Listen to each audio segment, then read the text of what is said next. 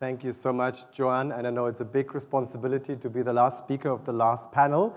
And as a gift, I leave with you a few slides and a few numbers. As Joanne said, I'm into data. I've been the last 25 years of my career with the World Bank in a data job, and I have founded World Data Lab, which I have a little announcement later regarding Greece in a minute. And I want to leave you, my childhood has been shaped by Greece. I went back every year, and I'll mostly Thassos, but also to Chalkidiki, to Crete, and to Athens.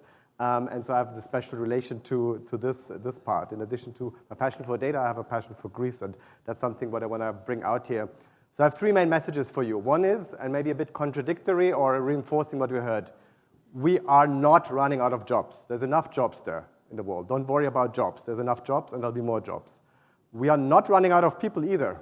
There's actually enough people. There are different types of people, and they're elsewhere. And that's my third point. The market is not in Greece. The market is not in Europe. The market is somewhere else.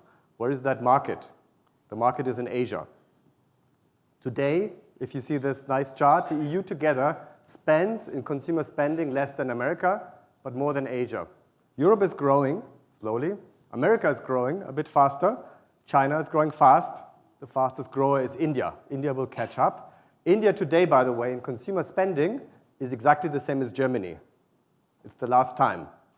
Then Germany won't be there anymore. Then India will take over. So be ready for this reality. It's a new world, it's a good world, but it's a world that is outside Greece and outside Europe, and that's a big opportunity, but it is a very different world. 1 billion new consumers till 2030, 1 billion new consumers. We're at 4 billion now, we'll be at 5 billion in 2030. Very, very quick transformation, very better world, but out of this 1 billion, 0 in Greece and 0 in Europe. They're all in Asia and somewhere in Africa. 0 was maybe a wrong, I'll get back to the specifics. Now, this is a nice labor tree. Again, I'll leave it with you. I don't go through every detail. But the interesting part is, you know your country better than I, 11 million people, 7 million in our ages, 1.5 million children, more old people than young people, way more. And again, that will not change. There will be many more old people. We talked about this.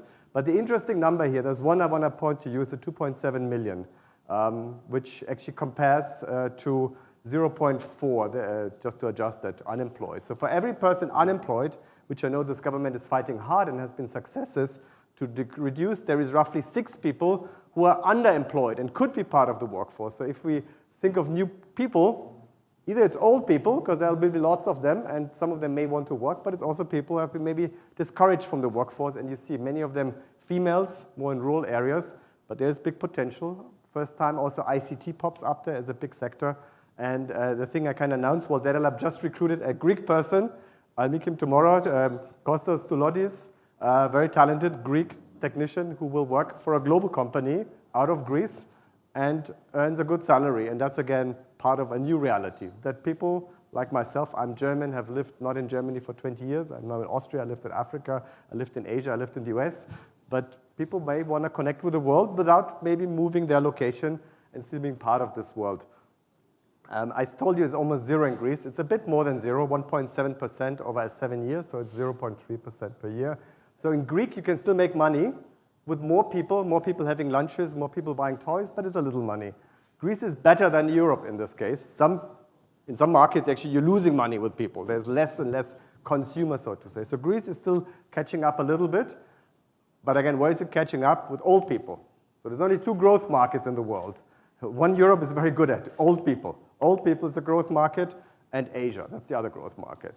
So if you think of the future of this country, the future of my country, Germany, it's old people, and that's fine. I'm soon part of this group too. But there will be more and more wealthier old people.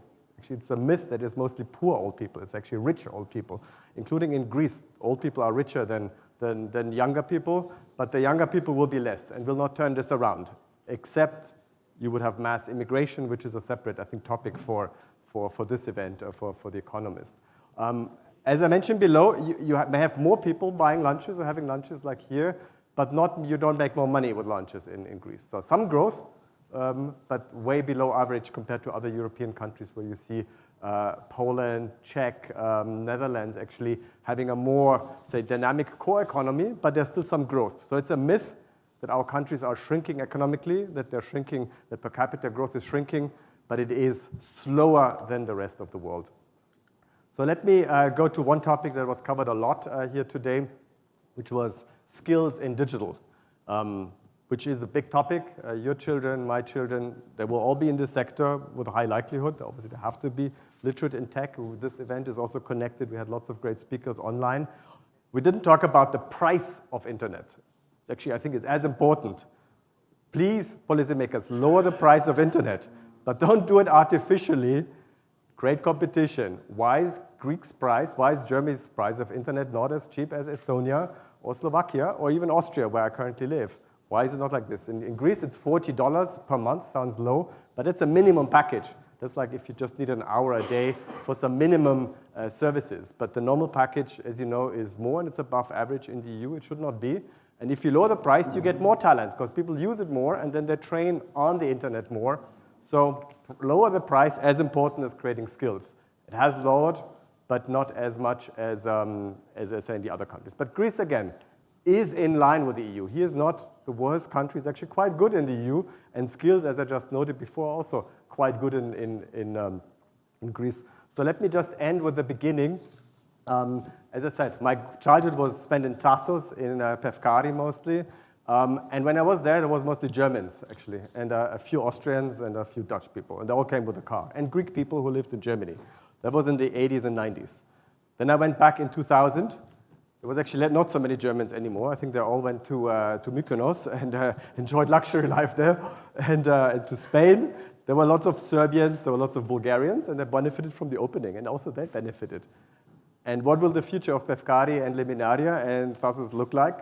Well, you will have definitely as many Indians you should have as Serbians and Germans eventually. So be ready for this new world, but think differently. You know, attract the Indians, attract the Chinese, attract the Pakistani, attract many others in the world that will have enough money to travel to Greece. But it is a new world, and again, I liked it as much when I met with the Serbians and Bulgarians in Pevkari, and so it will just be a different world that I think we can all embrace with this. Thanks again for this great event.